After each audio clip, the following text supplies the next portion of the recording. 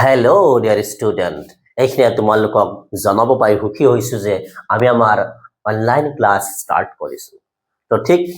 যোৱাকালি দীপজ্যোতি ছাৰে তোমালোকৰ ক্লাছ 10ৰ ছায়েন্সৰ প্ৰথম অধ্যায়টো ৰাসায়নিক বিক্ৰিয়া আৰু সমীকৰণ তাৰ প্ৰথম পাৰ্টটো আগবঢ়াইছে,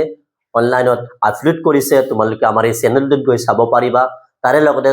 মই মোৰ লাষ্ট ক্লাছটোত কি কৰিছোঁ, জীৱন প্ৰক্ৰিয়াৰ এটা সৰুকে ইন্ট্ৰডাকশ্যনৰ ভিডিঅ' আপলোড কৰিছোঁ। তোমালোকে চেনেলটোত গৈ চাব পাৰিবা। ঠিক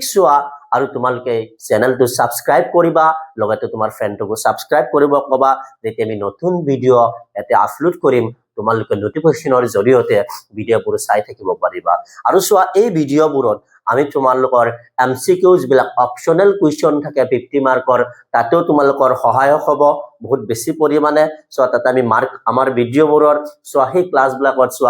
যিবিলাক ইম্পৰ্টেণ্ট পইণ্ট আমি ধুনীয়াকৈ মাৰ্ক কৰি ৰাখিছোঁ, আৰু তাৰে পৰাই কি আহিব, MCQ কুৱেশ্যন আহিব। আৰু তাৰে লগতে আমি আগৰ পৰীক্ষাত অহা নাইবা আৰু ইম্পৰ্টেণ্ট কুৱেশ্যনবোৰো তোমালোকলৈ দাঙি ধৰিম। বোলে ঠিক কেনেকুৱা ধৰণৰ কি হ'ব পাৰে, বৰ্ণনাসূচক কুৱেশ্যন আহিব পাৰে বা অহাৰ সম্ভাৱনা আছে, এই কথাবোৰো আমি তোমালোকলৈ কি কৰিম, দাঙি ধৰিম। তো মই আশা কৰিম এই ভিডিঅ'ৰ যোগেদি তোমালোক বহুত বেছি লাভৱান হ'ব পাৰিবা। তো তোমালোক নিশ্চয় ছাবস্ক্ৰাইব কৰিবা নতুন নতুন ভিডিঅ'বোৰৰ কাৰণে। তো সময় অপচয় নকৰাকে আজি আমাৰ ঠিক জীৱন প্ৰক্ৰিয়াৰ প্ৰথম পাৰ্টটো আমি কি কৰোঁ, ষ্টাৰ্ট কৰোঁ। ফাৰ্ষ্ট যিটো ভিডিঅ' দিছিলোঁ সেইটো মনত ৰাখিবা, জাষ্ট ইন্ট্ৰডাকশ্যন আছিলে, হয়নে? ঠিক অলপ বেছিক তাতে আমি কথা পাতিছিলোঁ। এবাৰ আজি মই তোমালোকলৈ কথা পাতিম ইন ডিটেইল। ভিডিঅ'টো হ'ল ফাৰ্ষ্ট পাৰ্টটো ষ্টাৰ্ট কৰোঁ। তো ভিডিঅ'টো জীৱন প্ৰক্ৰিয়া। তো ফাৰ্ষ্ট ভিডিঅ'টোত মই কৈছিলোঁ জীৱ এটা শুই থাকিলে বা জীৱ এটা কাম কৰি থাকিলে তাক আমি জীৱিত নে মৃত বুলি ঠিক আমি সেনেকে কি কৰিব নোৱাৰো, পাৰ্থক্য কৰিব নোৱাৰো। জীৱ শুয়ে থাকক নাইবা কাম কৰিয়ে থাকক, নাইবা এই যে মই কথা পাতিছো, তুমি যে মোৰ ভিডিঅ'টো চাই আছা, আমি যেনেকুৱা ধৰণে কাম কৰো, আমি শুয়ে থাকো বাৰু, ঠিক আমাৰ শৰীৰত কিছুমান জীৱন ধাৰণৰ কিছুমান প্ৰক্ৰিয়া চলি থাকিব। আৰু আমি জীয়াই থকাৰ কাৰণে এই প্ৰক্ৰিয়াবোৰ অপৰিহাৰ্য প্ৰক্ৰিয়া, এই প্ৰক্ৰিয়া অবিহনে আমি জীয়াই থাকিব নোৱাৰিম। আৰু এই সকলোবোৰ প্ৰক্ৰিয়াক একেলগে আমি কি বুলি কওঁ, জীৱন প্ৰক্ৰিয়া বুলি কওঁ। তো তোমালোকলৈ বহুত ধুনীয়াকৈ মই নোটবোৰ আগবঢ়াইছো, তোমালোকে কি কৰিবা, স্ক্ৰীনশ্বট কৰি ল'বা আৰু তোমালোকৰ কপিত এজ এ নোট হিচাপে তোমালোকে লিখিও ল'বা, হয় না? তো একবাৰ পঢ়ি দিছো। প্ৰকৃতিত জীৱই জীয়াই থাকিবলৈ জীৱৰ শৰীৰত যিবোৰ প্ৰক্ৰিয়া চলি থাকে বা প্ৰয়োজন হয়, এইবোৰ প্ৰক্ৰিয়াক একেলগে কি বুলি কোৱা হয়, জীৱন প্ৰক্ৰিয়া বুলি কোৱা হয়, হয় না? ঠিক সেই প্ৰক্ৰিয়াসমূহনো কি, তাৰে কেইটামান প্ৰক্ৰিয়া তোমাৰ আগত মই দাঙি ধৰিছো, সেইবিলাকৰ বিষয়ে বৰ্ণনাও কৰিম। পৰিপুষ্টি, শ্বাস প্ৰশ্বাস, ৰক্ত সঞ্চালন, শ্বসন, ৰেচন ইত্যাদি জীৱনৰ অপৰিহাৰ্য প্ৰক্ৰিয়াৰ এটা কি হয়, উদাহৰণ হয়। এবাৰ মই যদি তোমাক কওঁ বোলে পৰিপুষ্টি কি হয়, তাৰমানে যি প্ৰক্ৰিয়াৰ হয় তুমি মই কি কৰি পুষ্টি আহৰণ কৰি শক্তি লাভ কৰো, সেই প্ৰক্ৰিয়াটোক কি কোৱা হয়, পৰিপুষ্টি বুলি কোৱা হয়। শ্বাস প্ৰশ্বাস, যি প্ৰক্ৰিয়াৰ হয় আমি অক্সিজেন গ্ৰহণ কৰো আৰু কাৰ্বন ডাই অক্সাইড ওলাই দিওঁ, সেই প্ৰক্ৰিয়াটোক আমি কি বুলি কওঁ, শ্বাস প্ৰশ্বাস বুলি কওঁ। এবাৰ মই তোমাক এতিয়া লিখি দিছো যাতে তোমাৰ সুবিধা হয়। শ্বাস মানে আমি কি কৰো, শ্বাস মানে হ'ল আমি অক্সিজেন গ্ৰহণ কৰা, হয় না? নেক্সট এবাৰ প্ৰশ্বাস বুলি যদি কওঁ, প্ৰশ্বাস হ'ল প্ৰশ্বাস আমি আমাৰ শৰীৰৰ পৰা কি কৰা, বোলে কাৰ্বন ডাই অক্সাইড ওলাই দিয়া। ঠিক শ্বাস আৰু হ'ল প্ৰশ্বাস, আৰু এই দুটাক একেলগে আমি কওঁ শ্বাস প্ৰশ্বাস। ৰক্ত সঞ্চালন, ঠিক আমাৰ অক্সিজেন হওক, আমাৰ কাৰ্বন ডাই অক্সাইড হওক, আমি গ্ৰহণ কৰা পুষ্টি পদাৰ্থই হওক, পাচন হোৱাৰ পিছত কি হ'ব লাগিব, বোলে আমাৰ শৰীৰত কি হ'ব লাগিব, বিয়পিব লাগিব। ঠিক তাৰে কাৰণে কোনটো প্ৰক্ৰিয়াৰ প্ৰয়োজন, বোলে ৰক্ত সঞ্চালন, হয় না? ঠিক এইদৰে যদি শ্বসনৰ কথা তোমাক কওঁ, শ্বসন মানে যিবোৰ খাদ্য, যিবোৰ পুষ্টি আমি আহৰণ কৰিলো, এই পুষ্টি পদাৰ্থখিনি কি হয়, পাচন হৈ শোষিত হ'ব, আৰু তাৰ পৰা আমি অক্সিজেনৰ উপস্থিতিত বা অক্সিজেনৰ অনুপস্থিতিত হওক, আমি কি কৰো, শক্তি উৎপন্ন কৰা যিটো প্ৰক্ৰিয়া, তাক আমি কি বুলি ক'ম, শ্বসন বুলি ক'ম। এই গোটেই প্ৰক্ৰিয়াবোৰ হোৱাৰ পিছত আমাৰ শৰীৰৰ ভিতৰত কিছুমান অলাগতিয়াল পদাৰ্থ উৎপন্ন হ'ব, নিশ্চয় তোমালোক জানা, হয় না? ঠিক সেই অলাগতিয়াল পদাৰ্থ বাহিৰত বৰ্জন কৰা যিটো প্ৰক্ৰিয়া, তাৰে নাম হ'ল ৰেচন, হয় না? ঠিক মই সৰুকে বৰ্ণনা দাঙি দিছো, তোমালোক এটা এটাকে সিহঁতৰ বিষয়ে পাবা। ঠিক আছে, এইবাৰ তোমালোকক যদি কওঁ, এই জীৱন প্ৰক্ৰিয়াসমূহ আমি বিভিন্ন জীৱত বিভিন্ন ধৰণে দেখা পাম তো আমি যদি চোৱা কোষৰ সংখ্যাৰ ওপৰত জীৱসমূহক ভাগ কৰো তো ডেফিনেটলি তোমালোকে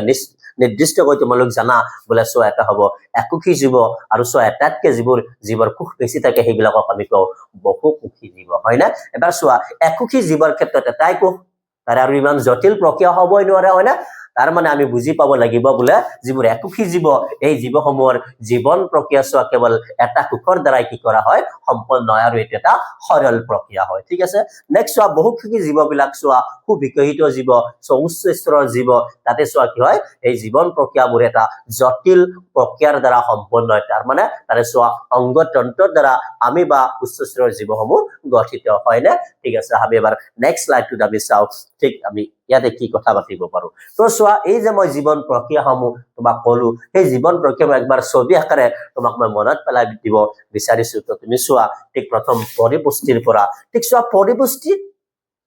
এনেকুৱা প্ৰক্ৰিয়া যি প্ৰক্ৰিয়াৰ সৈতে আমি কি কৰো বোলে পুষ্টি লাভ কৰো বাহিৰৰ পৰা হয় না আৰু সেই পুষ্টি পদাৰ্থৰ পৰা আমি কি কৰো শক্তি আহৰণ কৰা প্ৰক্ৰিয়াটো তো সেই পুষ্টি দ্ৰব্যসমূহ কোনবোৰ চোৱা যিবোৰ দ্ৰব্যত কি থাকে বোলে চোৱা 7 ধৰণৰ উপাদান থাকে বোলে তুমি কি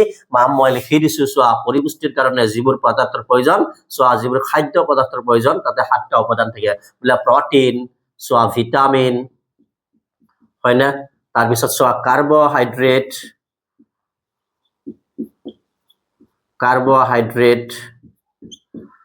তাৰ পিছত চোৱা নেক্সট খনিজ লৱণ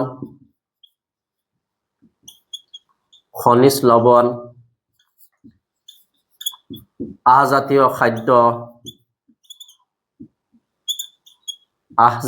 খাদ্য পানী চৰ্বি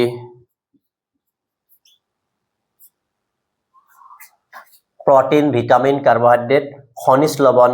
আহজাতীয় খাদ্য পানী আৰু চোৱা খনিজ লৱণ তো এই 7টা উপাদান হল কিহৰ চোৱা আমাৰ পুষ্টি পদাৰ্থত হয় না এবাৰ চোৱা এই 7টা উপাদান যদি চোৱা সমান অনুপাতে থাকে আমাৰ খাদ্যত তেতিয়া এই খাদ্যক কোৱা হয় সুষম আহাৰ বুলি হয় না গতিকে চোৱা আমাৰ প্ৰত্যেক দিনাই সুষম আহাৰত আমাৰ কি নিতান্তই প্ৰয়োজন আমি সুষম আহাৰ খালে আমাৰ শৰীৰত কিন্তু চোৱা সোনকালে বেমাৰ হ'ব নোৱাৰে কাৰণ আমাৰ শৰীৰত প্ৰতিটো উপাদানে তেতিয়া কি হ'ব পৰ্যাপ্ত পৰিমাণে থাকিব হয় না তোমালোক মনত ৰাখিবা এই 7টা উপাদানৰ বিষয়ে হয় না বোলে পৰিপুষ্টিৰ কাৰণে আমাৰ শৰীৰত চোৱা আমি সুষম আহাৰ যে লওঁ তাতে এই 7টা উপাদান থাকে মই আৰু একবাৰ পঢ়ি দিছো চোৱা প্ৰটিন ভিটামিন কাৰ্বোহাইড্ৰেট খনিজ লৱণ আহজাতীয় খাদ্য পানী আৰু চৰ্বি হৈছে বা এক লিপিড বুলিও কোৱা হয় মনত ৰাখিবা ঠিক আছে ঠিক এদৰে চোৱা পৰিবহন মানে তোমাক যে কলো ৰক্ত সঞ্চালন হয় না ঠিক এইটো পৰিবহন তাৰ পিছত চোৱা শ্বসন তাতে আমি অক্সিজেন লৈ যেটো অক্সিজেন লৈ এইটো প্ৰক্ৰিয়া শ্বাস প্ৰশ্বাস প্ৰক্ৰিয়া তাতে আছে হয় না মানে সেইকাৰণে হাওঁফাওঁ দেখাইছো তাৰ পিছত চোৱা ৰেচন ইংৰাজীত আমি এক্সক্ৰিশন বুলি কওঁ তাৰ পিছত চোৱা কি হ'বলে জীৱ কেৱল চোৱা সেই খালে বা শুলে বা এই গোটেই প্ৰক্ৰিয়া চোৱা প্ৰজনন নোহোৱাকে বাকি প্ৰক্ৰিয়াবোৰ চলি থাকিলে এটা সময়ত কি হ'ব বোলে এটা নিৰ্দিষ্ট জীৱৰ প্ৰজাতি পৃথিৱীৰ পৰা কি হৈ যাব নাইকিয়া হৈ যাব এই কাৰণে চোৱা জীৱন প্ৰক্ৰিয়াত আমি চোৱা ইয়াক অন্তৰ্ভুক্ত কৰিব পাৰি চোৱা জীৱই নিজৰ চোৱা বংশ বিস্তাৰৰ কাৰণে চোৱা নিতান্তই চোৱা প্ৰজনন প্ৰক্ৰিয়াটো কি হয় প্ৰয়োজন হয় অপৰিহাৰ্য হয় হৈছে আৰু চোৱা এই গোটেই প্ৰক্ৰিয়াসমূহ হওঁতে চোৱা আমাৰ শৰীৰত ৰাসায়নিক বিক্ৰিয়া হয় আৰু চোৱা সেই ৰাসায়নিক বিক্ৰিয়াসমূহক একেলগে কি বুলি কোৱা হয় বোলে বিপাকীয় কাৰ্য ইংৰাজীত মেটাবলিজম বুলি কোৱা হয় চোৱা এই বিপাকীয় কাৰ্য দুই ধৰণৰ চোৱা এটা ভাঙা প্ৰক্ৰিয়া হ'ব এটা কি হ'ব ভাঙা প্ৰক্ৰিয়া এবাৰ ভাঙা প্ৰক্ৰিয়া কোনটো চোৱা তাৰ মানে চোৱা আমাৰ চোৱা গ্লুকোজ ভাঙে যে C6H12 O6 চোৱা গ্লুকোজ ভাঙি তোমাৰ মোৰ শৰীৰত কি হয় শক্তি উৎপন্ন হয় এটো ভাঙন প্ৰক্ৰিয়া বা ভাঙা প্ৰক্ৰিয়া নেক্সট কেতিয়াবা চোৱা কি হয় আৰু এটা তৈয়াৰ হোৱা প্ৰক্ৰিয়া আছে তৈয়াৰ হোৱা প্ৰক্ৰিয়া সো তৈয়াৰ হোৱা প্ৰক্ৰিয়াত এটা উদাহৰণ যদি তুমি ভাবা বোলে কাৰ কথা কবা তৈয়াৰ হোৱা প্ৰক্ৰিয়াত আমি এটা উদাহৰণ ক'ব পাৰো বোলে চোৱা এমিনো এসিড কাৰ কথা কৈছো এমিনো এসিড সো এই এমিনো এসিড সমূহ লগ হৈ কি বনায় প্ৰটিন বনায় তো তুমি এবাৰ নিশ্চয় গম পাইছা বোলে চোৱা প্ৰটিনৰ চোৱা যিবিলাক এটা একক তাক আমি কি বুলি কওঁ এমিনো এসিড বুলি কওঁ তো চোৱা এমিনো এসিড লগ লাগি প্ৰটিন হৈছে তাৰ মানে চোৱা এটা কি হৈছে তৈয়াৰ হোৱা প্ৰক্ৰিয়া তো চোৱা এই যে ভাঙা প্ৰক্ৰিয়া হল ভাঙুতে যে ৰাসায়নিক বিক্ৰিয়া হল নাইবা আমাৰ শৰীৰত প্ৰটিন নাইবা আন পদাৰ্থসমূহ চোৱা উৎপন্ন হওঁতে যে চোৱা তৈয়াৰ হোৱা বিক্ৰিয়া সংঘটিত হল আৰু ঠিক এনেকুৱা ধৰণৰ দুই ধৰণৰ বিক্ৰিয়াকে একেলগে আমি কি বুলি কওঁ বিপাকীয় কাৰ্য বুলি কওঁ চোৱা যদি এটা লাইনত এটা বাক্যত যদি মই তোমাক কওঁ ঠিক চোৱা জীৱৰ শৰীৰত হৈছে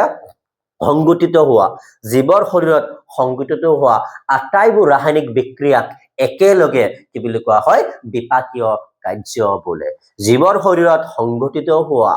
আটাইবোৰ ৰাসায়নিক বিক্ৰিয়াক একেলগে কি বুলি কোৱা হয় বিপাকীয় কাৰ্য বোলে নিশ্চয় তোমাৰ মনত ৰব তুমি লিখি লবা ঠিক আছে ওকে নেক্সট এবাৰ আমি নেক্সট স্লাইডটোত যাও বলে চোৱা আবাৰ নেক্সট পেজটোত কি আছে চোৱা ঠিক পৰিপুষ্টি এই যে তোমাক কলো পৰিপুষ্টি চোৱা এবাৰ পৰিপুষ্টি কি তোমাক কলে হয় না আমি চোৱা বাহিৰৰ পৰা আছে আহাৰ গ্ৰহণ কৰি যে পুষ্টি লাভ কৰা যেটো প্ৰক্ৰিয়া তাকে আমি কি বুলি কওঁ পৰিপুষ্টি বুলি কওঁ আহা বাৰু ইয়াতে কি লিখা আছে বাক্যটো আমি পঢ়ো জীৱৰ শৰীৰৰ পুষ্টি আৰু জীয়াই থকাৰ ভাবে প্ৰয়োজনীয় খাদ্য আহৰণৰ যেটো প্ৰক্ৰিয়া এই প্ৰক্ৰিয়াটো কি বুলি কোৱা হয় পৰিপুষ্টি বুলি কোৱা হয় কিমান ধুনীয়াকৈ লিখা আছে হয় না আৰু সহজ ভাষাত লিখা আছে নিশ্চয় তোমাৰ মনত ৰাখিব তুমি বাৰে বাৰে লিখিব ট্ৰাই কৰিবা হয় না ঠিক চোৱা তোমালোকে নিশ্চয় কিছুমানে জানা বাৰু নাজানিলে একো নাই হয়নে আমি চোৱা স্কুল যাও বা ক্লাস কৰো ঠিক এইবিলাক কি আমি জানাৰ কাৰণে হয় না এটোৱে তোমালোকৰ বয়স তোমালোকে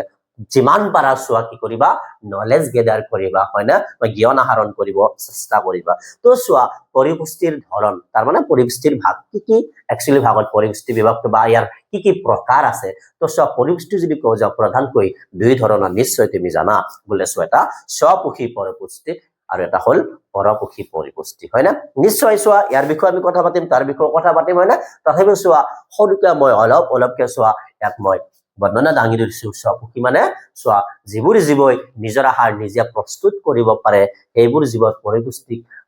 আমি কি বুলি কওঁ স্বপুখী বুলি কওঁ পৰপুখী মানে যিবোৰ জীৱই চোৱা নিজৰ পুষ্টিৰ কাৰণে কি কৰে আন জীৱ নাই বা সেউজীয়া উদ্ভিদৰ ওপৰত কি কৰে নিৰ্ভৰশীল এই জীৱক আমি কি বুলি কওঁ পৰপুখী পৰিপুষ্টি বুলি কওঁ এবাৰ চোৱা পৰপুখী পৰিপুষ্টিৰ কিন্তু বিভিন্ন চোৱা কি আছে ধৰণ আছে সো তাৰে কিছুমান ধৰণ যেখিনি ইম্পৰ্টেন্ট তোমাক খুদিয়ে থাকে আহিয়ে থাকে বা তোমাৰ ক্লাস 10 ৰ সায়েন্সত অন্তৰ্ভুক্ত হৈছে এই প্ৰক্ৰিয়াখিনি চোৱা সেই প্ৰকাৰখিনি মই এতে দাঙি ধৰিছো বলে তা কি হয় মিত্ৰজীৱী তাৰ মানে চোৱা কেৱল মিত্ৰজীৱৰ ওপৰত কি কৰে চোৱা নিৰ্ভৰ কৰে দেন চোৱা পৰিজীৱী পোষক জীৱৰ ওপৰত নিৰ্ভৰ কৰে সৰ্বভোজী চোৱাতে কি কৰে চোৱা গোটা পদাৰ্থসমূহ পাঁচটা পৰ্যায়ত কি কৰে চোৱা মানে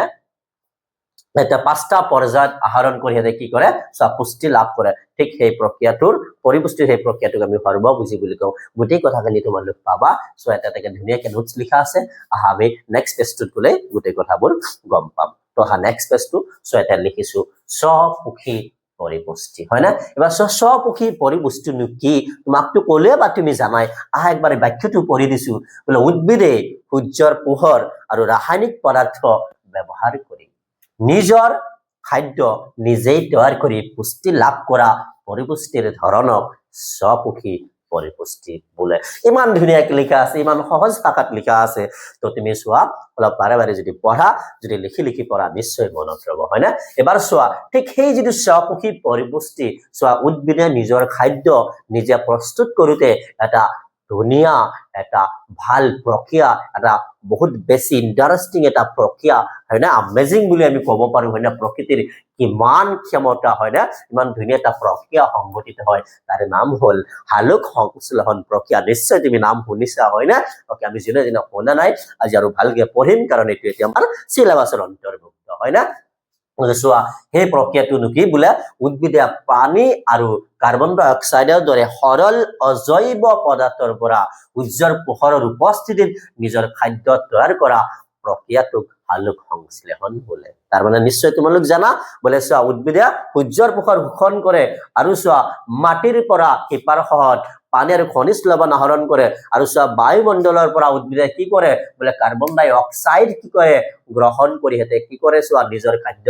নিজে প্ৰস্তুত কৰে আৰু সেই প্ৰক্ৰিয়াটোক আমি কি বুলি কওঁ হালুক সংশ্লেষণ বুলি কওঁ তাৰ মানে উদ্ভিদে চোৱা পুষ্টি লাভ কৰা যেটো প্ৰক্ৰিয়া সেইটো হল সালোক সংশ্লেষণ কাৰণ এতিয়া বেলেগৰ ওপৰত নিৰ্ভৰশীল নহয় সেউজীয়া উদ্ভিদ নিজেই নিজৰ খাদ্য কি কৰিব পাৰে চোৱা উৎপন্ন কৰিব পাৰে হয় না এবাৰ চোৱা ঠিক যদি কও সালোক সংশ্লেষণ প্ৰক্ৰিয়াত চোৱা এই যে সূৰ্যৰ পোহৰৰ প্ৰয়োজন তাৰ মানে পোহৰ শক্তিৰ প্ৰয়োজন হয় না আৰু এই পোহৰ শক্তিৰ পৰা কি হৈছে বোলে চোৱা ৰাসায়নিক শক্তি হৈছে তাৰ মানে কি চোৱা খাদ্য বস্তুৰ উৎপন্ন হৈছে খাদ্য বস্তু ৰাসায়নিক পদাৰ্থ আৰু তাৰ পৰা আমি শক্তি পাই আছো গতিকে ৰাসায়নিক শক্তি তাৰ মানে আমি কম যে পোহৰ শক্তি উদ্ভিদে ব্যৱহাৰ কৰি ৰাসায়নিক শক্তিলৈ ৰূপান্তৰ কৰিছে সেই প্ৰক্ৰিয়াটো কেনেকুৱা কিয় সম্ভৱ হয় পোহৰ শক্তিনো উদ্ভিদে কেনেকে কি কৰে আহৰণ কৰে কেনেকে গ্ৰহণ কৰে কেনেকে শোষণ কৰে তাৰ বিষয়ে কওঁ কেনেবা চোৱা একমাত্ৰ কোৱেশ্চন আহিব পাৰে বোলে সালোক সংশ্লেষণ প্ৰক্ৰিয়াটোৰ প্ৰকাৰ কি তুমি লিখিবা বোলে এইটো কেনেকুৱা ভৌতিক প্ৰক্ৰিয়া ফিজিক্যাল প্ৰসেস হয় না কেনেকুৱা প্ৰক্ৰিয়া বোলে ফিজিক্যাল প্ৰসেস আৰু চোৱা ঠিক এই ফিজিক্যাল প্ৰসেসত বা ভৌতিক প্ৰক্ৰিয়াত চোৱা কি হয়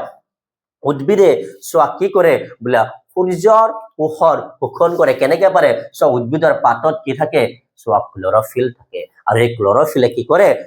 সূৰ্যৰ পোহৰ কি কৰে শোষণ কৰি চোৱা সালোক সংশ্লেষণ প্ৰক্ৰিয়া সংঘটিত কৰে আৰু চোৱা তাতে কি হয় পানী আৰু তো পানীটো লাগিবই চোৱা পোহৰি কৰে পানী কৰ পৰা পাই বুলি কৈছো তোমাক অলৰেডি মই কলো বোলে হিপাৰ জৰিয়তে গ্ৰহণ কৰে হয় না আৰু চোৱা এই গুটেখিনি প্ৰক্ৰিয়া হওতে চোৱা তাৰ মানে চোৱা এই যে কাৰ্বন ডাই অক্সাইড ললে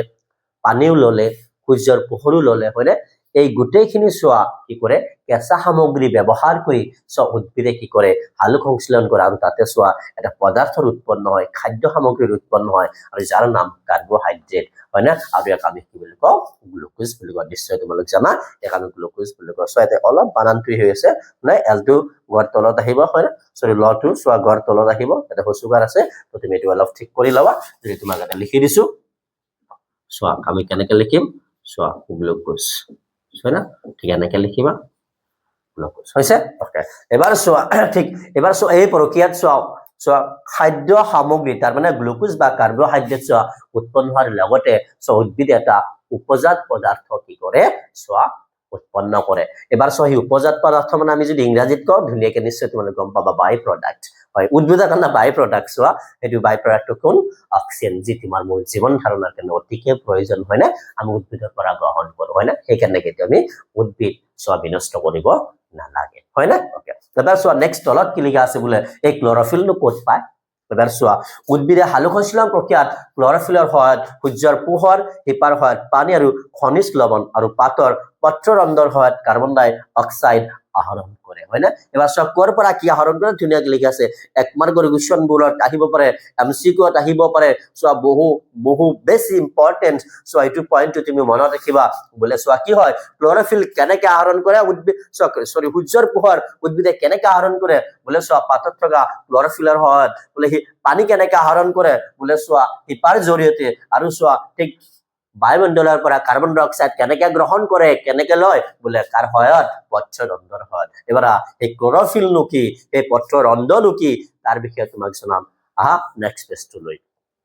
তো চোৱা এবাৰ নেক্সট পেজটো চোৱা মই ধুনীয়াকে লিখি দিছো ক্লোৰোফিল বহু এটা ইম্পৰ্টেন্ট শব্দ হয় না চোৱা এইটো কেৱল উদ্ভিদৰ কাৰণে নহয় এইটো আমাৰ কাৰণেও কাৰণ ই আছে কাৰণে উদ্ভিদে খাদ্য বনাইছে আৰু যাৰ কাৰণে তুমি মই জীৱিত আছো হয় না মানে আমি পুষ্টিৰ কাৰণে প্ৰধানকৈ কাৰ ওপৰত চোৱা নিৰ্ভৰশীল উদ্ভিদৰ ওপৰত নিৰ্ভৰশীল হয় না তো চোৱা আৰু তাৰে মূলতে কোন উদ্ভিদৰ ক্লোৰোফিল হয় না তো চোৱা ক্লোৰোফিল নো কি তুমি কেনেকে লিখিবা এক মাৰ্কৰ কুৱেশ্চন যদি আহে চোৱা ধুনীয়াকে মই লিখি থৈছো একবাৰ তুমি নিজেও পৰা আহা পঢ়ি দিছো সেউজীয়া উদ্ভিদত পোৱা সেউজীয়া ৰঞ্জক পদাৰ্থ বিধে হল ক্লোৰোফিল হয় না ইমান ধুনীয়াকে লিখা আছে তুমি পঢ়িবা মানে আৰু এই ক্লোৰোফিল নো উদ্ভিদত ক'ত থাকে ক'ত পোৱা যায় বোলে চোৱা ক্লোৰোফিল উদ্ভিদৰ চোৱা ক্লোৰোপ্লাষ্টত ক'ত থাকে উদ্ভিদৰ ক্লোৰোপ্লাষ্টত থাকে আৰু ক্লোৰোপ্লাষ্ট এবাৰ কি এটো সুধিব পাৰে হয় না চোৱা এটাৰ পিছত এটা তোমাক সুধিব পাৰে কিন্তু ইম্পৰ্টেন্ট চোৱা গোটেইখিনি তোমাৰ সিলেবাসৰ ভিতৰতে থকা বস্তু হয় না এনে মই দিছো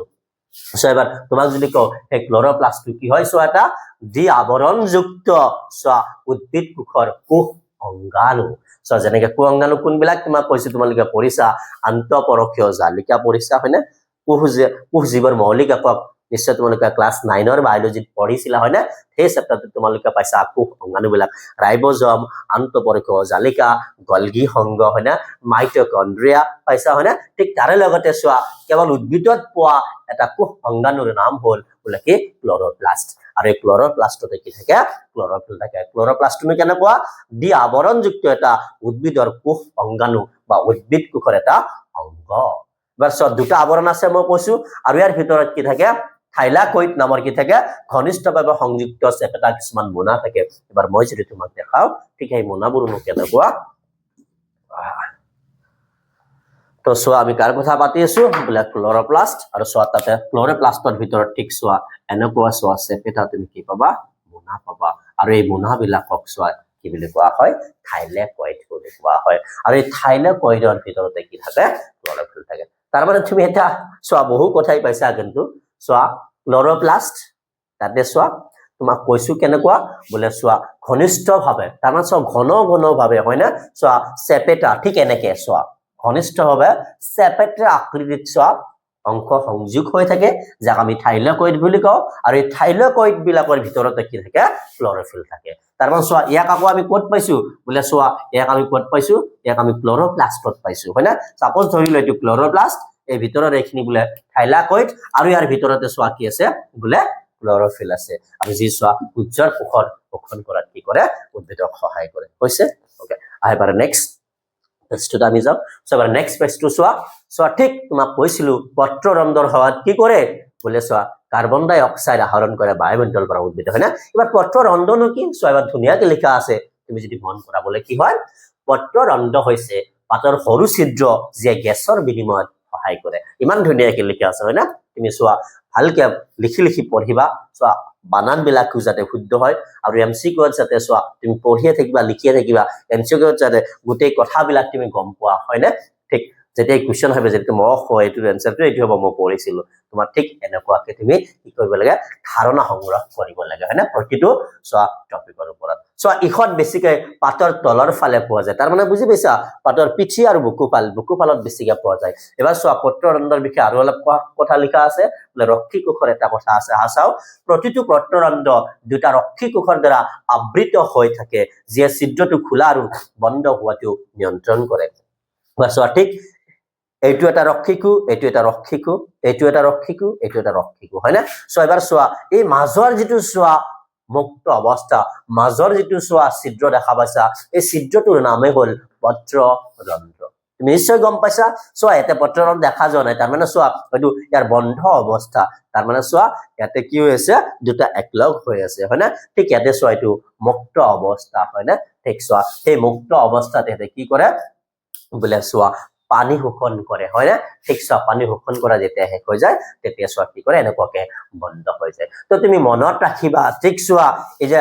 পত্ৰৰন্ধ্ৰৰ বন্ধ বা মুক্ত অৱস্থা কি কৰে উদ্ভিদৰ পাতত চোৱা পানীৰ সমতা কি কৰে নিয়ন্ত্ৰণ কৰে বুলিও তুমি ক'ব পাৰিবা তো ৰক্ষী কোষৰ কাম এইটো হয় না ৰক্ষী কোষে কি কাম কৰে বুলি কয় পানীৰ সমতা ৰক্ষা কৰাটো সহায় কৰে হয় না নাইবা খনিজ লৱণৰ কথা ক'ব পৰা হয় না পটাছিয়াম আয়নৰ কথাও তুমি ক'ব পাৰা ঠিক এই দৰে চোৱা আৰু এটা কাম কি আছে এতে লিখা আছে ছিদ্ৰটো খোলা বা কোনটো ছিদ্ৰ বোলে পত্ৰৰন্ধ্ৰৰ ছিদ্ৰটো খোলা বা মুক্ত হোৱাটো কোনে নিয়ন্ত্ৰণ কৰি আছে ৰক্ষী কোষে নিয়ন্ত্ৰণ কৰি আছে আৰু চোৱা ইয়াৰ কাৰ্য কাৰ ওপৰত নিৰ্ভৰশীল পানী শোষণৰ ওপৰত ইয়াৰ কাৰ্য কি কৰি আছে নিৰ্ভৰ কৰি আছে তো হাইবাৰ আমি নেক্সট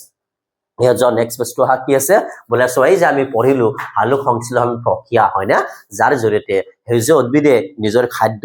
নিজে প্ৰস্তুত কৰিব পাৰে সেই প্ৰক্ৰিয়াটো নে কেনেকুৱা কি হয় বোলে এটা ৰাসায়নিক বিক্ৰিয়া সংঘটিত হয় কেনেকৈ সংঘটিত হয় গ্লুকোজনো কেনেকৈ উৎপন্ন হয় তাৰ কাৰণে চোৱা বিক্ৰিয়াটো মই লিখি দিছো বোলে চোৱা প্ৰথম লাইনটো তোমালোক মই বাৰে বাৰে কৈছো তোমালোক নিশ্চয় মনত ৰাখিছা এবাৰ আৰু একবাৰ পঢ়িছো বোলে আলোক সংশ্লেষণৰ ভাৱে ক্লোৰোফিল কোষৰ কাৰ্বন ডাই অক্সাইড আৰু পানীৰ প্ৰয়োজন হয় না এবাৰ চোৱা গোটেইখিনি চোৱা উদ্ভিদৰ কাৰণে প্ৰয়োজনীয় কিন্তু কিয় কাৰণ ক্লোৰোফিল নোহোৱাকে চোৱা প্ৰয়োজনীয় সূৰ্যৰ পোহৰ কি কৰিব নোৱাৰে শোষণ কৰিব নোৱাৰে আৰু চোৱা কাৰ্বন ডাই অক্সাইড আৰু পানী নহলে কি কৰিব নোৱাৰিব চোৱা ঠিক চোৱা কাক বোলে গ্লুকোজৰ উৎপন্ন কৰিব নোৱাৰিব নাইবা অক্সিজেন উপজাত পদাৰ্থ হিচাপেও নিঃসৰণ কৰিব নোৱাৰিব হয় না তো হাইবাৰ বিচাও সেই চোৱা আলোক সংশ্লেষণৰ যেটো ৰাসায়নিক বিক্ৰিয়া এই বিক্ৰিয়াটো কেনেকুৱা চোৱা এটা দিয়া আছে সো উদ্ভিদে কাৰ সহায়ত কৰে চোৱা কাৰ্বন ডাই অক্সাইড আহৰণ কৰে তোমাক কৈছো পত্ৰৰন্ধ্ৰৰ সহায়ত হয় না আৰু হিপাৰ জৰিয়তে কি কৰে চোৱা পানী সংগ্ৰহ কৰে তাৰে লগতে চোৱা উদ্ভিদৰ পাতত কোট চোৱা ক্লোৰোপ্লাস্টৰ থাইলাকইডত কি আছে ক্লোৰোফিল আছে আৰু এই ক্লোৰোফিলৰ জৰিয়তে কি কৰে চোৱা পোহৰ শক্তি শোষণ কৰে খাদ্য বস্তু গ্লুকোজৰ কি কৰে উৎপন্ন কৰে হয় না এবাৰ চোৱা মই যদি তোমালোকক কওঁ বোলে চোৱা উদ্ভিদে চোৱা গ্ৰহণ কৰা কাৰ্বন ডাই অক্সাইড আৰু চোৱা হিপাৰ জৰিয়তে গ্ৰহণ কৰা পানী সেই দুটা পদাৰ্থ হৈছে কাৰ উপস্থিতিত চোৱা ক্লৰফিলৰ জৰিয়তে যেটো সূৰ্যৰ পোহৰ কি কৰে শোষণ কৰে তাৰ উপস্থিতিত চোৱা সেই দুটা কলৈ ৰূপান্তৰ কৰে বলে চোৱা গ্লুকোজ যেটো হল খাদ্য পদাৰ্থ তাৰে লগতে অতিৰিক্ত পানী আৰু কি হয় উপজাত পদাৰ্থ হিচাপে অক্সিজেন নিহৰণ কৰে হয় না ঠিক চোৱা বিক্ৰিয়াটো কিন্তু তোমালোক মনত ৰাখিব লাগিব এটা সমতুল কৰা আছে তো তুমি ৰাখিবা তো চোৱা ঠিক এই বিক্ৰিয়াটোত বা এই প্ৰক্ৰিয়াটোত কেনেকুৱা বা কি হৈ আছে তলত আৰু অলপ কথা বৰ্ণনামূলক ভাৱে দিয়া আছে আহা চাও পোহৰ ক্লৰফিলে শোষণ কৰে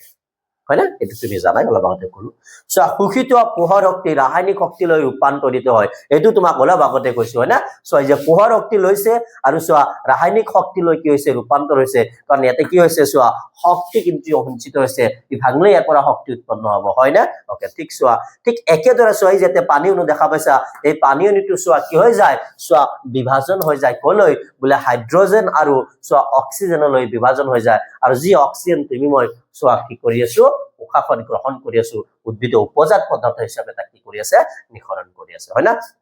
বাৰ সো এই বিক্ৰিয়াটোত সো উৎপন্ন হোৱা এটিপি এনএডিপিএইচ ব্যৱহাৰ কৰি কাৰ্বন ডাই অক্সাইড কি কৰে সো গ্লুকোজলৈ ৰূপান্তৰ হয় ইয়াতেও সো গ্লুকোজৰ অলপ বানানি হৈ আছে হয় না ঠিক অলপ আগতে লিখি দিছিলো তুমি সো এটো চাবা বলে গ্লুকোজ লিখি লবা এটো অলপ বানানটি হৈ আছে ওকে কৈছে ঠিক সোৱা এই কথাখিনি তুমি মনত ৰাখিবা কাৰণ এই কথাখিনি যদি তুমি মনত ৰাখিব পাৰা ঠিক সোৱা কেতিয়াবা হালু সংশ্লেষণ প্ৰক্ৰিয়াৰ ওপৰত যদি 2 বা 3 মাৰ্কস আহে তেতিয়া কিন্তু তুমি কি কৰিব পাৰিবা লিখিব পাৰিবা সহজ প্ৰক্ৰিয়া হয় না জাস্ট খালি বিক্ৰিয়াটো মনত ৰাখিবা বিক্ৰিয়াটো ইমান টান নহয় বলে সোৱা প্ৰথম অৱস্থাত তুমি বিক্ৰিয়াটো কেনেকৈ কৰিবা সোৱা বলে সমতুল কৰিব নালাগে বলে কেনেকুৱা বলে সোৱা তুমি ডাইৰেক্ট এনেকৈ লিখিবা বলে কি হয় কাৰ্বন ডাই অক্সাইড প্লাস কি বলে বলে পানী ওয়াটাৰ হয় না বলে এবাৰ কি বলে এতে পোহৰ শক্তিটো তুমি দিবাই ক্লোরোফিল হয় না তার লগত উৎপন্ন কি হৈছে বলে C6H12O6 হয় না ঠিক তুমি এনেকৈ লিখিবা 2 হয় H12 তাৰপিছত আৰু কি হ'ব অতিৰিক্ত পানী H2O আৰু তাৰ লগতে কি নিহৰণ কৰে অক্সিজেন এটো কিন্তু বিক্ৰিয়া হৈ গৈছে জাস্ট খালি এতে কি কৰা আছে সোৱা এটো সমতুল কৰা আছে তো তুমি প্ৰথমে এটো বিক্ৰিয়া লিখিলে কোনো কাটিব নোৱাৰে তো তুমি এটো বিক্ৰিয়া লিখিবা বাট সোৱা ৰাসায়নিক বিক্ৰিয়াটা লিখিলে সো আমি ঘৰত যেটো ন্যূনতম বিধি এটো আমি কি কৰিবলৈ মানি চলিব লাগে হয় না মানি চলে হাতে গতিকে আমি তাৰ কাৰণে সো আমি কি কৰিব লাগে সন্তুলিত কৰিব লাগে তো তোমালোক সোৱা কেনেকৈ সন্তুলিত কৰিব লাগে প্ৰথম চেপ্টাৰত আমাৰ ডিপজিছে বহুত ধুনীয়াকৈ বৰ্ণনা কৰিছে তো হেতু যদি সোৱা তোমালোক গম পাবা ঠিক আছে তো আমি নেক্সট টেষ্টলৈ আগবাৰো তো নেক্সট টেক্সটটো সোৱা সো এই গুটেখিনি আমি কাৰ বিষয়ে পঢ়িলো বঢ়িয়া স্বপোষী পৰিপুষ্টিৰ বিষয়ে পঢ়িলো সো তাৰে পিছত কি হ'ব পৰপোষী পৰিপুষ্টি কলুয়া হয় না যিবোৰ জীৱই সোৱা নিজৰ পুষ্টিৰ ভাৱে বেলেগ জীৱৰ ওপৰত হয় না কি কৰে নিৰ্ভৰ কৰে বা হেজু উদ্ভিদৰ ওপৰত নিৰ্ভৰ কৰে হেনে ধৰণৰ পৰিপুষ্টি প্ৰক্ৰিয়াটোক আমি কি বুলি কওঁ পৰপোষী পৰিপুষ্টি আৰু তাৰে এটা সব উদাহৰণ হল মিত্ৰজীৱী পৰিপুষ্টি মই তোমাক কৈছিলো তোমাৰ সোৱা মিত্ৰ জীৱৰ পৰা পুষ্টি আহৰণ কৰা প্ৰক্ৰিয়াটো হয় না এবাৰ সময় ধুনীয়াকৈ লিখিছো কিছুমান জীৱই মৃত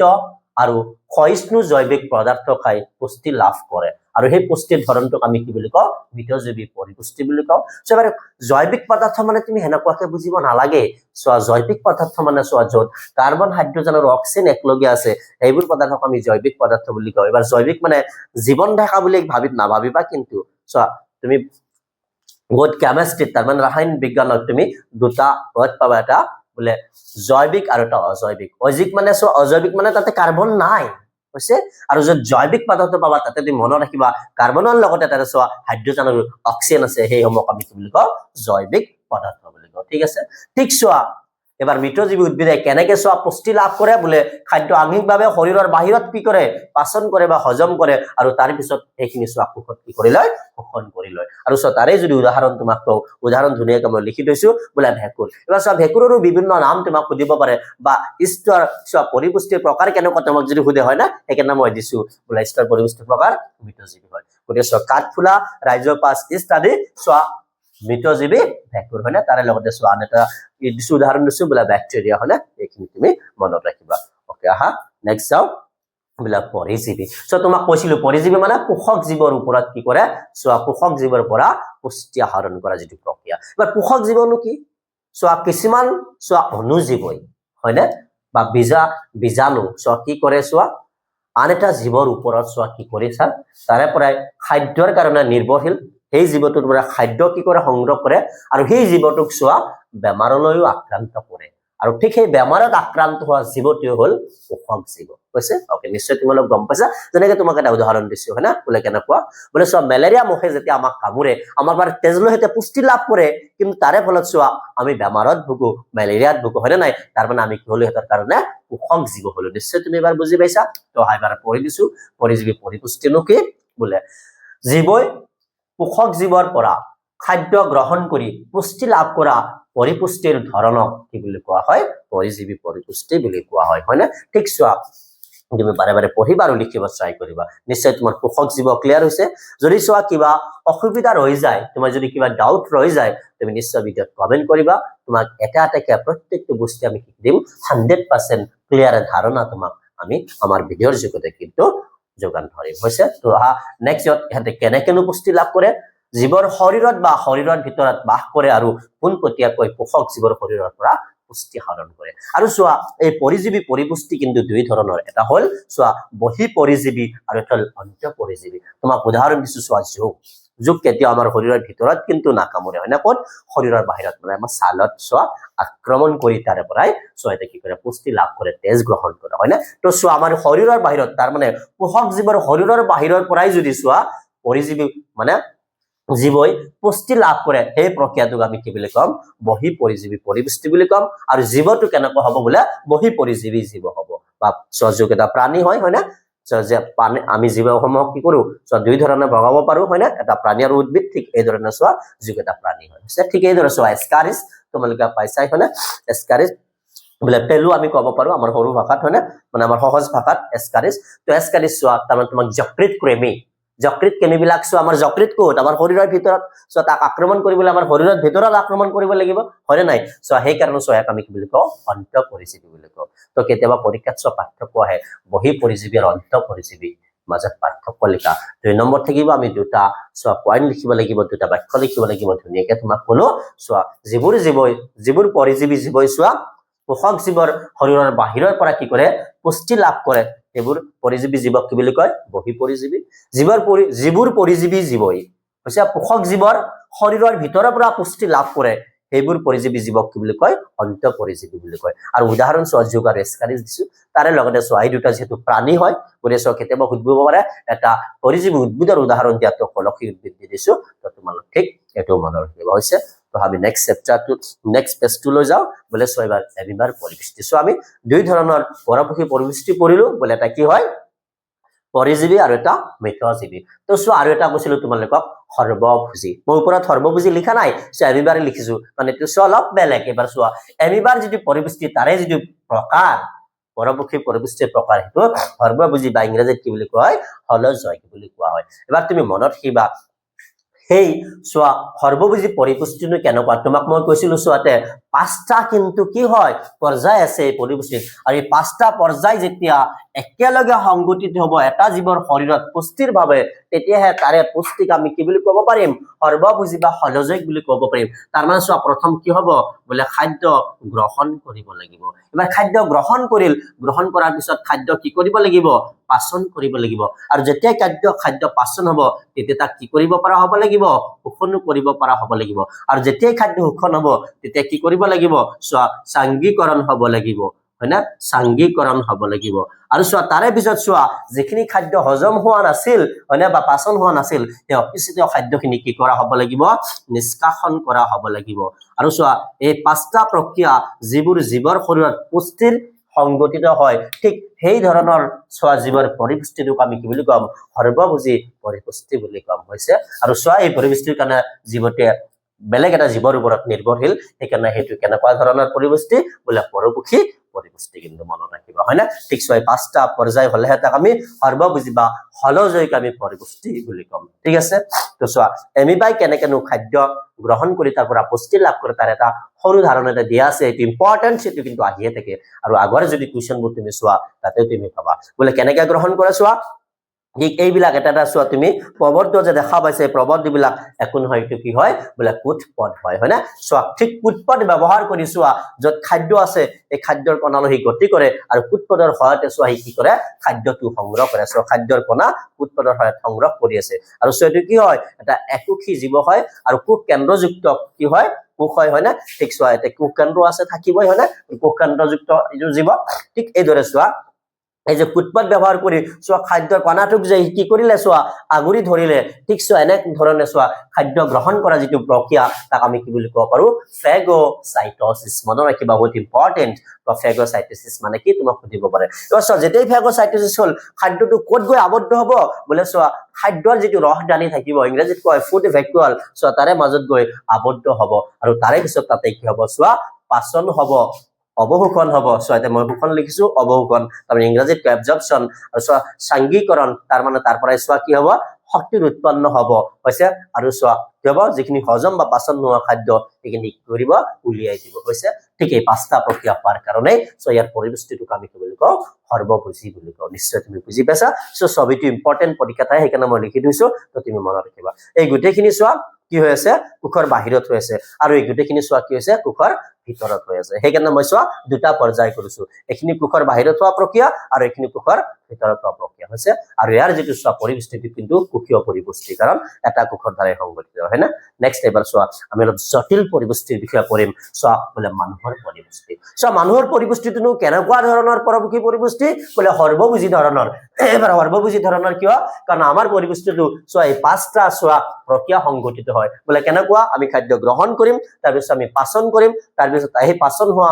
খাদ্যখিনি আমি কি কৰিম শোষণ কৰিম আৰু তাৰে সেইখিনি আমি ব্যৱহাৰ কৰি শক্তিৰ আমি উৎপন্ন কৰিম আৰু তাৰ পিছত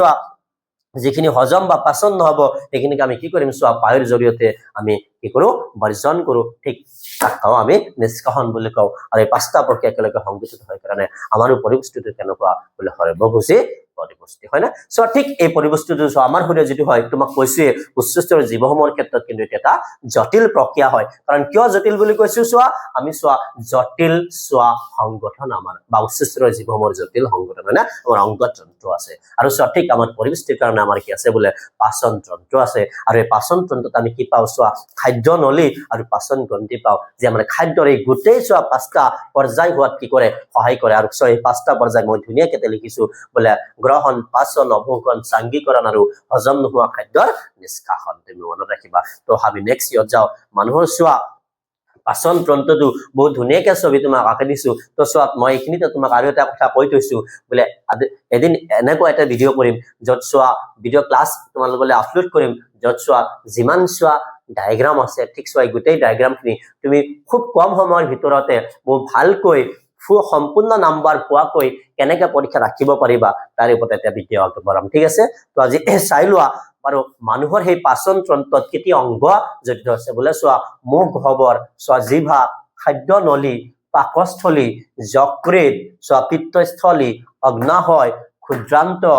বৃহদান্ত এতে পৰিবিষ্ট আছে বাৰু ইয়াৰ কোনো কাম নাই তাৰ পিছত সোৱা পায়ু এই গুটিং সোৱা মই কিন্তু কওতে একফালৰ পৰা কৈ গৈছো ক্ৰমিক ভাৱে কৈছো মোৰ ক্ৰমটো মনত ৰাখিবা কেতিয়াবা তোমাক যদি ক্ৰম সজাব দিয়ে বা আজিকালি এমসিকিউ আহে তাতেও উল্টা পুল্টা থাকিব পাৰে হয় না তুমি ক্ৰম তো চাব লাগিব বা চুলাব লাগিব এই ক্ৰমটো মই কোৱাৰ দৰে তুমি মনত ৰাখিবা আৰু একবাৰ কৈছো বলা মুখ গহ্বৰ জিভা খাদ্য নলী পাকস্থলী যকৃত পিত্তস্থলী অগ্নাশয় সোৱা ক্ষুদ্ৰান্ত বৃহদান্ত আৰু সোৱা পৰিস্থ আহিব পাৰে নাহিব পাৰে আৰু তাৰে পিছত আমি কাৰ কথা কম পায়ুৰ কথা কম হৈছে তো ঠিক এইখিনি তুমি মনত ৰাখিবা হৈছে আহাইবাৰ সেই পৰিৱৰ্তিনো আমাৰ শৰীৰত কেনেকৈ সংগঠিত হয় তাৰে কথা কম সোৱা মানুহৰ গোটেই পাচন তন্ত্ৰ আৰু পাচন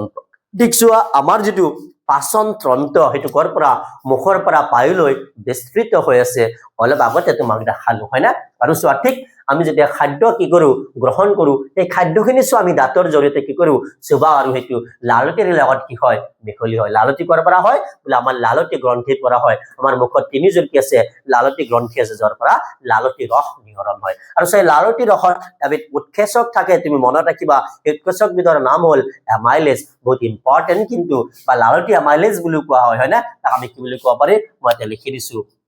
তাক আমি কি কওঁ লালতি এমাইলেজ মনত ৰাখিবা লালতীয়া মাইলেজ বুলি কওঁ হৈছে সেই লালতীয়া মাইলেজে কি কৰে সো আমি খোৱা খাদ্যৰ পৰা শ্বেতসাৰক তাৰ মানে বহু শৰ্কৰা সৰল শৰ্কৰা তাৰ মানে এক শৰ্কৰা নাইবা গ্লুকোজলৈ কিন্তু ভাঙি দিয়ে হয়নে ঠিক চোৱা এবাৰ এই খাদ্যখিনি চোৱা সৰু সৰু কণালৈ বিভক্ত হৈ গ'ল আমি যে চুবালো হয় না আৰু লালতী ৰসৰ লগত মিক্স হ'ল বাৰ ঠিক সেই মিশ্ৰণ হোৱা খাদ্যখিনি চোৱা কত গতি কৰিব আমাৰ খাদ্য নলীৰে কত গতি কৰিব বলে আমাৰ পাকস্থলীলৈ গতি কৰিব আৰু মনত ৰাখিবা এই আমাৰ চোৱা মুখৰ পৰা আমাৰ পাকস্থলীলৈ খাদ্য গতি কৰে খাদ্য নলীৰ মাজেৰে তাতে এটা গতি হয় আৰু সেই গতিটোৰ নাম হ'ল পেৰিষ্টালটিক গতি মনত ৰাখিবা পেৰিষ্টালটিক গতি মানে চোৱা এইটো কি হয় বলে আমাৰ এইটো খাদ্য নলী তুমি চোৱা এই খাদ্য নলীটো কেতিয়াবা কি হয় বলে ঠিক চোৱা সংকোচন হয় আকৌ বলে হিতিলকৰণ হয় সংকোচন হয় আকৌ বলে হিতিলকৰণ হয় সংকোচন হয় আকৌ বলে হিতিলকৰণ হয় ঠিক এই দৰে তাৰ মানে চোৱা যিবোৰ গতিত হৈছে পেশীসমূহ চোৱা সংকোচন আৰু হিতিলকৰণৰ জৰিয়তে হৈছে হয় গতি হয় সেই গতিসমূহ আমি কি বুলি কওঁ পেৰিষ্টালটিক গতি বুলি কওঁ হৈছে ঠিক এই পেৰিষ্টালটিক গতি কত হৈ আছে বলে তাৰ এটা উদাহৰণ আমাৰ খাদ্য নলীডালত হৈ আছে মনত ৰাখিবা এবাৰ চোৱা পাকস্থলীত গ'ল কিন্তু পাকস্থলী জানা পাকস্থলী ৰস তাৰ মানে আমি ক'ব পাৰো গ্যাস্ট্ৰিক ৰস তাতে কিন্তু নিহৰণ হয় আৰু চোৱা তাতে কি আছে হাইড্ৰক্লোৰিক এসিড বহুত ইম্পৰ্টেন্ট পেপচিন আৰু তাৰ লগতে তুমি তাতে কি পাবা ব্লেসলেসমা পাবা এবাৰ তোমাক যদি কওঁ এই চোৱা পাকস্থলীত কিন্তু এটা আম্লিক মাধ্যম কিন্তু গঢ়ি তোলে হয় না কোনে বলে হাইড্ৰক্লোৰিক এসিড আৰু এই আম্লিক মাধ্যমৰ কাৰণে তাতে চোৱা যদি বীজাণু আমাৰ খাদ্যৰ জৰিয়তে গতি কৰে সেই বীজাণু কিন্তু কি হৈ যায় ধ্বংস হৈ যায় তাৰ মানে এই সেল আমাৰ পাকস্থলীত খাদ্যৰ পৰা বীজাণু মুক্ত কৰাটো সহায় কৰে ঠিক চোৱা সেই যদি এই সেল কলো আমাৰ পাকস্থলীত নিহৰণ হয় তাৰে যদি পিএইচ কো তুমি শুনি আচৰিত হৈ যাবা তাৰে চোৱা পিএইচ হ'ল 1.2 প্ৰায় হয়নে তাৰ মানে তীব্ৰ এসিড এটো চোৱা কবাত আমি যদি থৈ যাও এটো কিন্তু কি হ'ব চোৱা পৰি যাব আমাৰ গাটো কবাত লাগিলে চোৱা পৰি যাব পাৰে হয়নে ঠিক এনেকুৱা ধৰণৰ তীব্ৰ এসিড তোমাৰ মোৰ পাকস্থলীত আছে কিন্তু পাকস্থলীৰ ক্ষতি হোৱা কিয় চোৱা তোমাৰ মোৰ পাকস্থলীত চোৱা এটা কি কৰিছে ৰক্ষামূলক আৱৰণৰ সৃষ্টি কৰি আছে এটো কোন ব্লেসলেসমা আৰু এটো পাকস্থলীৰ পৰাই কিন্তু নিহৰণ হয় তো সেলেসমাৰ কাম হ'ল পাকস্থলীৰ বেৰক চোৱা কৰ পৰা চোৱা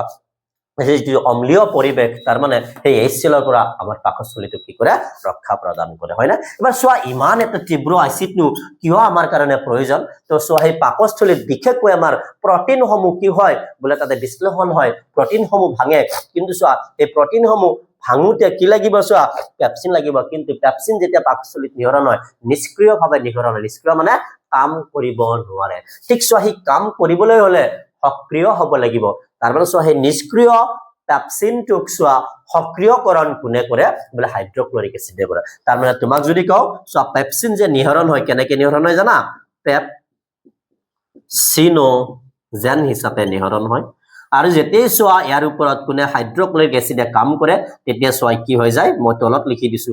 কি হৈ যায় বলে চোৱা পেপচিন হৈ যায় হৈছে আৰু তেতিয়া কি কৰে চোৱা প্ৰটিনক ভাঙি সৰল অৱস্থালৈ ৰূপান্তৰ কৰে দেখছো তাৰ মানে চোৱা পেপচিন কিন্তু আমাৰ পাকস্থলীত পেপচিন হিচাপে নিহৰণ নহয় হিচাপে নিহৰণ ইম্পৰ্টেন্ট মনত ৰাখিবা বলে কি হয় পেপচিনোজেন হিচাপে নিহৰণ হয় এটা এটা নিষ্ক্ৰিয় কিন্তু এটো কি হয় নিষ্ক্ৰিয় তুমি মনত ৰাখিবা নিষ্ক্ৰিয় উৎকেচক বাট এবাৰ এটো কি হৈছে সক্ৰিয় হৈছে এটো সক্ৰিয় উৎকেচক সক্ৰিয় হলেহে কি কৰিব পাৰিব প্ৰটিন ভাঙিব পাৰিব হৈছে তো হাবে পিছৰ পৰ্যায়খিনি চাও সো পিছৰ পৰ্যায়ত কি আছে চোৱা এবাৰ পাকস্থলীৰ পৰা খাদ্য কত গতি কৰিব বলে চোৱা আমাৰ ক্ষুদ্ৰান্তলৈ গতি কৰিব নেক্সট যেটো চোৱা পাচনৰ অংশ বা যত পাচন সংঘটিত হ'ব এই অংশটোৰ নাম হ'ল ক্ষুদ্ৰান্ত এবাৰ তুমি মন কৰিবা চোৱা মই পাকস্থলীতে সৰুকে তোমাক অলপ বুজাৰ কাৰণে কৰিছো বলে যদি পাকস্থলী এবাৰ পাকস্থলীৰ পৰা গৈ খাদ্য কত গৈছে বলে চোৱা ক্ষুদ্ৰান্তত আহিছে হয় না এবাৰ চোৱা ঠিক এই ক্ষুদ্ৰান্তত এইখিনি তুমি এটা চোৱা তলা পাবা ঠিক চোৱা এই তলাটোৰ নামে হ'ল পাইলৰিক স্ফিংক্টাৰ এটা পেশীৰ দ্বাৰা নিয়ন্ত্ৰিত হৈ থাকে ঠিক চোৱা ইয়াৰ সহায়ত কি কৰে খাদ্যৰ যিখিনি বস্তু আংশিকভাৱে হজম হ'ল এই আংশিকভাৱে খাদ্য হজম হোৱা খাদ্যখিনি পাকস্থলীৰ পৰা তোমাৰ মোৰ ক্ষুদ্ৰান্তলৈ গতি কৰে হয় না ঠিক চোৱা এবাৰ ক্ষুদ্ৰান্ত চোৱা এবাৰ ক্ষুদ্ৰান্ত নেকি তুমি দেখাই বাছা চোৱা এতে মই আপোনাক কিমান দীঘল তাৰমানে আমাৰ পাচন নলীৰ আটাইতকৈ দীঘল যেটো অংশ তাৰে নাম হ'ল বলে কি ক্ষুদ্ৰান্ত এটা চোৱা তাৰে কিমান সেন্টিমিটাৰ কিমান দীঘল কিমান বহল মই লিখি দিছো পৰীক্ষাত আহিব পাৰে তুমি মনত ৰাখিবা ঠিক আছে তো ঠিক এবাৰ চোৱা এই চোৱা ক্ষুদ্ৰান্তত আহি আৰু কি চোৱা এটাতো খাদ্য বস্তু আহিলে তাৰে লগত আৰু কি আহে বলে চোৱা কৰ পৰা তোমাক অলপ আগতে দেখাইছিলো হয় না ইয়াৰ পৰা ঠিক চোৱা এইখিনিত কি আছে এই অংশখিনি চোৱা এটা এনেকে কি আছে তোমাৰ মোৰ কিন্তু যকৃত আছে হয় না নাই এটা যকৃত আছে তো চোৱা এই যকৃতৰ ভিতৰত কি আছে বোলে এটা পিত্তস্থলী আছে হয় না আৰু এটা পিত্ত নলী আছে এই পিত্ত নলীৰ জৰিয়তে চোৱাতে কি আহিব পিত্ত ৰস আহি ক'ত জমা হ'ব বোলে চোৱা তোমাৰ মোৰ ক্ষুদ্ৰান্তত আহিব আৰু তুমি যে দাদা এইখিনি কি আছে অগ্নহয় আছে হয় না ঠিক চোৱা অগ্নহয়ৰ পৰা কি হ'ব অগ্নহয় ৰস নিহৰণ হ'ব নিহৰণ আহি ক'ত আহিব বোলে চোৱা আমাৰ ক্ষুদ্ৰান্ততে আহিব হৈছে ঠিক চোৱা তাৰ মানে এবাৰ ক্ষুদ্ৰান্তত কি আহিলে তুমি মনত ৰাখিবা বোলে চোৱা খাদ্য আংশিকভাৱে হজম হোৱা খাদ্যখিনিতো আহিলে তাৰে লগতে চোৱা কি আহিল বোলে পিত্তস্থলৰ পৰা পিত্ত ৰস আহিল আৰু তাৰে লগতে চোৱা অগ্নহয়ৰ পৰা অগ্নহয় ৰস ক'ত আহিল বোলে ক্ষুদ্ৰান্তত আহিল কাৰণ পাকস্থলীৰ পিছত যত কি হ'ব যিটো নেক্সট বা পিছৰ যিটো চোৱা অংশ হজম হোৱাৰ বা পাচন হোৱাৰ এই অংশটো হ'ল ক্ষুদ্ৰান্ত সেইকাৰণে সবাই ইয়াতে জমা হয় যাতে ইয়াতে সম্পূৰ্ণ পাচন সংঘটিত হয় তো এবাৰ আমি পঢ়ো নেক্সট পিত্তৰকৰ পৰা নিহৰণ হয় তোমাক কৈছো যকৃতৰ পিত্তস্থলীৰ পৰা নিহৰণ হয় বা অগ্নহয়ৰ পৰা অগ্নহয়ৰ নিহৰণ হয় আৰু গোটেইখিনি ক'ত গতি কৰে বা গোটেইখিনি আহি ক'ত জমা হয় চোৱা আমাৰ ক্ষুদ্ৰান্তত হৈছে এবাৰ চোৱা পিত্তৰৰ কাম কি চৰ্বি অনুৰ ওপৰত ক্ৰিয়া কৰি চোৱা তাক সৰু সৰু অংশলৈ ভাঙে আৰু তাৰে পিছত চোৱা লাইপেজ এটো ক'ৰ পৰা হয় বোলে তুমি মনত ৰাখিবা এটো অগ্নহয় লাইপেজ অগ্নহয় ৰসত পোৱা যায় হৈছে এই লাইপেজে কি কৰে চোৱা এই চৰ্বি অনুসমূহক সৰলাকৃত অৱস্থালৈ ৰূপান্তৰ কৰে আৰু সেই প্ৰক্ৰিয়াটোক কি বুলি কোৱা হয় ইমালসিফিকেশন কোৱা হয় বহুত ইম্পৰ্টেন্ট আহে কিন্তু তুমি পঢ়িবা হৈছে তাৰে লগতে আৰু অগ্নহয় যেনেকৈ ট্ৰিপসিন লাইপেজ কোলৰ লগতে পেপটিডেজ আদি বিভিন্ন উৎকেচক থাকে যে চোৱা সেই খাদ্য যিখিনি আংশিকভাৱে চোৱা হজম হৈছিল এই আংশিকভাৱে খাদ্য হজম খাদ্যখিনিক আৰু সৰল অৱস্থালৈ ৰূপান্তৰ কৰে যোনবাৰ সেই খাদ্যবোৰনো কি কাৰ্বোহাইড্ৰেট প্ৰটিন আৰু চৰ্বি ঠিক চোৱা এবাৰ অগ্নহয় আৰু চোৱা পিত্ত ৰসৰ দ্বাৰা কি হ'ল আংশিকভাৱে হজম হোৱা খাদ্যখিনিৰ ওপৰত ক্ৰিয়া হ'ল ঠিক এবাৰ তাৰে পিছত চোৱা ক্ষুদ্ৰান্তত কি থাকে আৰু কিছুমান চোৱা পাচন গ্ৰন্থি থাকে পাচক গ্ৰন্থি থাকে এই গ্ৰন্থিৰ নাম হ'ল অন্ত্ৰগ্ৰন্থি হৈছে অন্ত্ৰগ্ৰন্থি এবাৰ চোৱা এই অন্ত্ৰগ্ৰন্থিৰ চোৱা পৰা কি নিহৰণ হয় চোৱা কি হয় অন্তৰৰস নিহৰণ হয় আৰু সেই অন্তৰৰসসমূহ চোৱাতে নাম দিয়া নাই যদি তোমাক কওঁ তুমি মনত ৰাখিবা এই নামবিলাক চোৱা কি হ'ব সুক্ৰেজ ল্যাকটেজ হৈছে মেলটেজ ঠিক চোৱা এইবিলাক এটা কি হয় বোলে অন্তৰৰস হয় এই অন্তৰৰসসমূহে কি কৰে সেই আংশিকভাৱে হজম হোৱা খাদ্যখিনি চোৱা কি কৰে সম্পূৰ্ণৰূপে পাচন ঘটায় বা একদম ক্ষুদ্ৰতম এককলৈ কি কৰে চোৱা ইয়াত ৰূপান্তৰ কৰে তাৰ মানে ইয়াৰ পিছত আৰু খাদ্য বস্তু আৰু সৰল হ'ব নোৱাৰে একদম আটাইতকৈ ক্ষুদ্ৰ যিটো অৱস্থা এটো কোৱা হয় এই ৰসসমূহৰ দ্বাৰা হয় হৈছে ওকে ঠিক চোৱা এটা পেপটিডেছো পাবা ওকে নেক্সট এবাৰ সম্পূৰ্ণ পাচন ক'ত সংগঠিত হ'ল বোলে চোৱা ক্ষুদ্ৰান্তত সম্পূৰ্ণ পাচন সংগঠিত হ'ল এবাৰ ক্ষুদ্ৰান্তত সম্পূৰ্ণ পাচন হোৱাৰ পিছত চোৱা এই যিটো ক্ষুদ্ৰান্তৰ বেৰ চোৱা এইটো যদি মই অলপ তোমাক কি কৰো ডাঙৰকে আঁকি দিওঁ তুমি এনেকুৱা দেখা পাবা বোলে আমি যদি অনুবীক্ষণ যন্ত্ৰৰ সহায়ত চাওঁ সাপোজ এইটো ক্ষুদ্ৰান্তৰ চোৱা কি হয় প্ৰস্থছেদ তাৰ নলীডালৰ আৰু তাতে চোৱা আমি ঠিক এনেকুৱা আঙুলি সদৃশ কি পাম কিছুমান প্ৰবদ্ধ পাম আৰু এই প্ৰবদ্ধসমূহ কি বুলি কোৱা হয় ভিলাই বুলি কয় আৰু এই ভিলাইত চোৱা আৰু সৰু সৰু এনেকুৱা আঙুলি সদৃশ প্ৰবদ্ধ পোৱা যাব আৰু এই সৰু সৰু আঙুলি সদৃশ প্ৰবদ্ধসমূহক আমি কি বুলি কম মাইক্ৰ ভিলাই বুলি কম হৈছে আৰু এই ভিলাইবিলাকৰ কাম কি চোৱা এই ভিলাইবিলাকে কি কৰে চোৱা তোমাৰ মোৰ ক্ষুদ্ৰান্তৰ চোৱা যদি পৃষ্ঠ আয়তন তাৰে যিটো চোৱা আমি যদি সহজ থাকাতকৈ তাৰে যিটো ঠাই চোৱা অৱক্ষণৰ বাবে ঠাই এটি কি কৰি দিয়ে বৃদ্ধি কৰি দিয়ে হয় না যাতে তাতে কি হয় বহু বেছি পৰিমাণে অৱক্ষণ হয় না চোৱা তাৰ মানে এবাৰ তুমি মনত ৰাখিবা ভিলাইৰ কাম কি তাৰ মানে চোৱা ভিলাই কি কৰে চোৱা এই আঙুলিটি প্ৰবদ্ধ ভিলাই চোৱা ক্ষুদ্ৰান্তৰ পৃষ্ঠ আয়তন কি কৰে বৃদ্ধি কৰাত সহায় কৰে হৈছে ওকে নেক্সট এবাৰ চোৱা ক্ষুদ্ৰান্তত সম্পূৰ্ণ পাচন সংঘটিত হৈ গ'ল এবাৰ ক্ষুদ্ৰান্তই যিখিনি খাদ্য কি কৰিব নোৱাৰিব পাচন ঘটাব নোৱাৰিব সেই খাদ্যখিনি কিন্তু আৰু হজম হ'ব নোৱাৰে পাচন হ'ব নোৱাৰে তো এই অপাচিত খাদ্যখিনি কলৈ গতি কৰিব চোৱা বৃহদান্তলৈ গতি কৰিব এই যে চোৱা তেজৰ জৰিয়তে যে অৱক্ষণ হৈ থাকিব আৰু এই অৱক্ষণ হওঁতে ঠিক চোৱা এই বৃহদান্তৰ পৰা কি কৰিব তেজৰ হতে এই অপাচিত খাদ্যখিনিৰ পৰা কি কৰিব বোলে চোৱা পানী শোষণ কৰিব হৈছে আৰু পানী শোষণ কৰি এই চোৱা এবাৰ কি হ'ব গোটা আকৃতিৰ হৈ যাব গোটা ধৰণৰ হৈ যাব এই চোৱা অপাচিত খাদ্যখিনি আৰু সেইখিনি চোৱা বৃহদান্তৰ বাকী অংশত বোলে মলধাৰ মোনা এটা হয় এই মোনাত গৈ এই মলধাৰত গৈ কি হ'ব জমা হ'ব আৰু পিছলৈ সেই মলধাৰৰ পৰা চোৱা ঠিক পায়ৰ জৰিয়তে আমি তাক কি কৰো বৰ্জন কৰো বা নিষ্কাশন কৰো কিন্তু মনত ৰাখিবা তুমি মই এতিয়া কি হৈছো বিকশিত হৈছো ডাঙৰ হৈছো চোৱা আমাৰ সেই যিটো পায়ুৰ চোৱা পায়ুপথ এটো কিন্তু তাতে এটা তলা আছে বলে পায়ুপথৰ স্ফিংটাৰ এটো আমি ইচ্ছা কৰিলে খুলিব নহলে কিন্তু নখুলে কিন্তু তুমি মই যেতিয়া সৰু আছিলো তেতিয়া কিন্তু নিজে নিজে খুল খাইছে সেইকাৰণে কেতিয়াবা আমি কাপোৰো বেয়া কৰিছো হয় নে নাই কিন্তু এতিয়া কিন্তু নহয় কিয় নহয় এটো চোৱা এই যেটো চোৱা তলা তাৰে চাবি কিন্তু তোমাৰ হাতত তুমি ইচ্ছা কৰিলে খুলিব নহলে কিন্তু নখুলে তাৰ মানে আমি কম বলে এটা কি হয় আমাৰ চোৱা স্নায়বিক ক্ৰিয়াৰ ফলতে হয় না আমাৰ ব্ৰেইনৰ কাম লাগিব ব্ৰেইনৰ কাৰ্য লাগিব তো ঠিক চোৱা এইখিনি আছিল তোমালোকৰ আজিৰ ক্লাসটো তো নেক্সট চোৱা যদি পাৰ্ট থাকিব এটো চোৱা তোমালোকক ক'ত পাবা বলে সেকেন্ড পাৰ্টত পাবা হৈছে তো চোৱা তোমালোক এই ভিডিঅ'বোৰ চাই থাকিবা সাবস্ক্ৰাইব কৰিবা এৰ লগত তোমালোকৰ চোৱা এক্সাম ওৰিয়েন্টেড দ্যাট মিন্স চোৱা পৰীক্ষাৰ কাৰণে কেনেকুৱা কোৱেশ্চন আহিব এমসিকিউ কেনেকুৱা হ'ব পাৰে চোৱা তাৰপিছত চোৱা বৰ্ণনামূলক কোৱেশ্চন কেনেকুৱা হ'ব পাৰে সেইবোৰ আমি চোৱা আমাৰ ভিডিঅ'ৰ জৰিয়তে তোমালোকলৈ আগবঢ়াম তোমালোকে সাবস্ক্ৰাইব কৰিবা আৰু ভিডিঅ'টো চোৱা স্কিপ নকৰাকৈ একদম প্ৰথমৰ পৰা শেষলৈ চাবা বহু নতুন কথা তুমি শিকিব পাৰিবা আৰু বহুত ভাল ক্লিয়াৰ কনসেপ্ট পাবা থ্যাংক ইউ